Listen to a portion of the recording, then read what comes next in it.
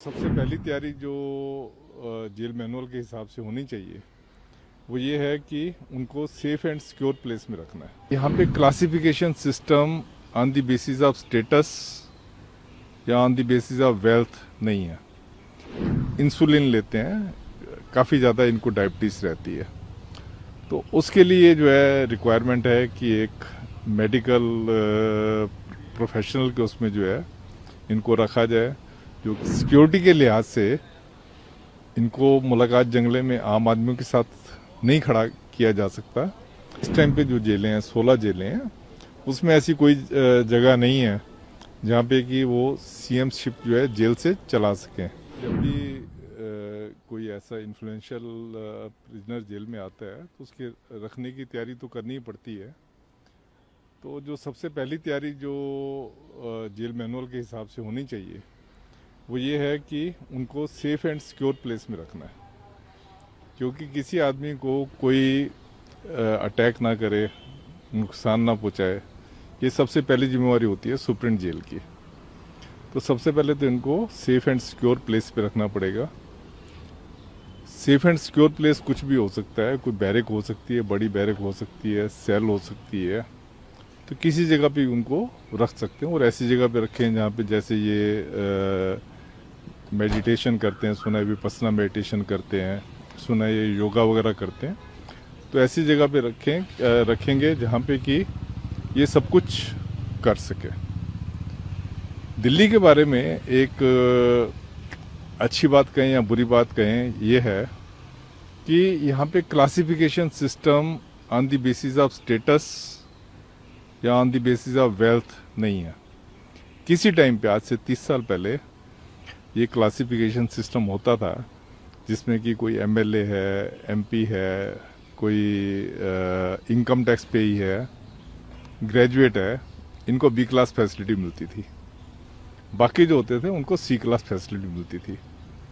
तो हाँ, even though ये लिमिटेड क्लासिफिकेशन था, इसको भी तिहाड़ जेल ने आज से 30 साल पहले एक कमेटी उठाई थी हाई कोर्ट के जज के अंडर, तो इसको हमने डन अवे कर दिया था।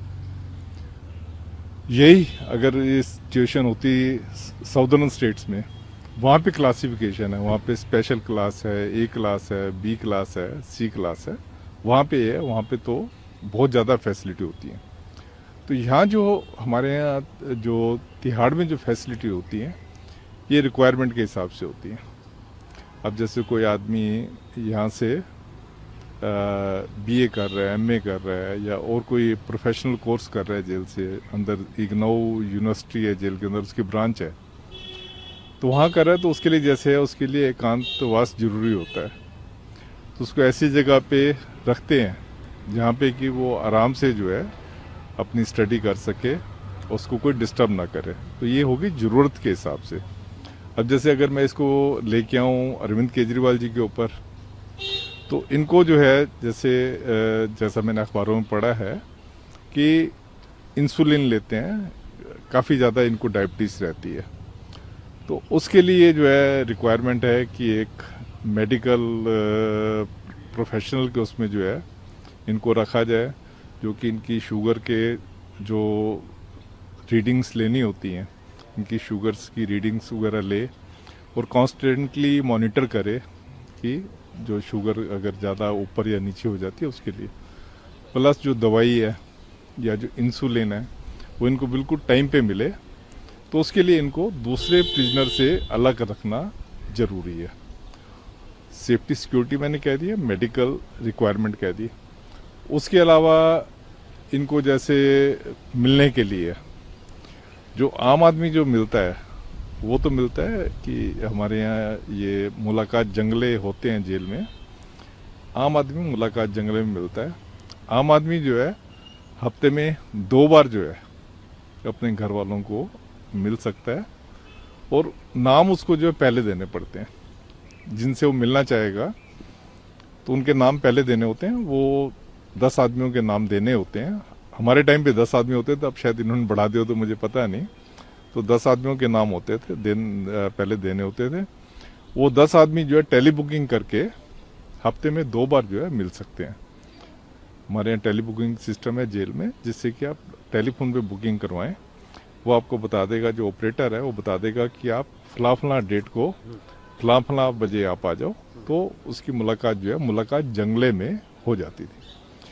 पर सिक्योरिटी के लिहाज से इनको मुलाकात जंगले में आम आदमियों के साथ नहीं खड़ा किया जा सकता, तो इसलिए सुप्रिंटेंडेंट को इनको ऐसी जगह पे मुलाकात करवानी पड़ेगी जहाँ पे इनकी सिक्योरली अलग जगह ये बैठ के बातचीत कर सकें, किसी कमरे में, डीएस के कमरे में या सुप्रेंट के कमरे में या किसी भी अलग कमरे में कुर्सी पे इनको बिठा देंगे, साथ जो आएगा कुर्सी पे बात करेगा, बात करके वो मुलाकात वगैरह कर सकते हैं। इसके अलावा लीगल मुलाकात होती है, और जो प्रिजनर हैं उनको हफ्ते में एक बार लीगल मुलाकात होती है, आधे घंटे की जो है।